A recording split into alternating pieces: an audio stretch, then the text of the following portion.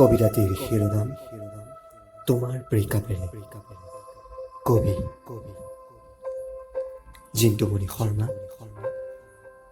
আবৃত্তিকাৰ কঙ্কন, সংগীত ব্যবস্থাপনা বিজুৰ।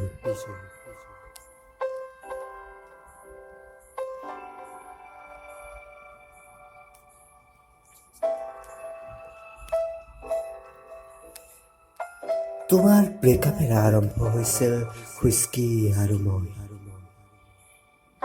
কেতিয়াবা কোৱাটাৰ, কেতিয়াবা হাফ, কেতিয়াবা full, royal stag, Blenders Pride, এচি ব্লেক। এনেকে চুম্বন কৰি আছো প্লাষ্টিকৰ ওৱান টাইম গ্লাছবোৰত দেই। ৰঙা ৰঙা ফানবোৱাৰ তেজবোৰ সুপিছো। কেতিয়াবা খাই বাগৰি আছো চাদত, বিষাদত। কোনোবাই আহি চাব আৰু কব, এজন ভাল ল'ৰা আছে, ভাল কবিতা লিখিছে, পঢ়া শুনাত ভাল আছে। তাৰপিছত প্ৰেমত পৰি এতিয়া ফুটপাথত পৰে।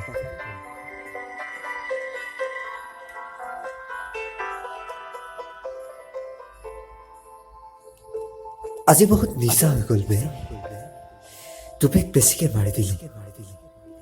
তোমাক যে দেখা পাল, তোমাক আজি সন্দিকৈ কলেজৰ হোষ্টেলৰ সন্মুখত দেখা পাইছিলো।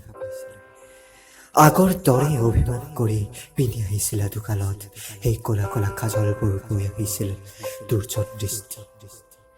আগৰ দৰে আছা তুমি, আগৰ দৰেই লৈছা তুমি লিপষ্টিক, আগৰ দৰেই বান্ধিছা তুমি চুলি, আগৰ দৰেই মোক চাও নাচাওকৈ চাইছিলা এটা তীক্ষ্ণ দৃষ্টিৰে।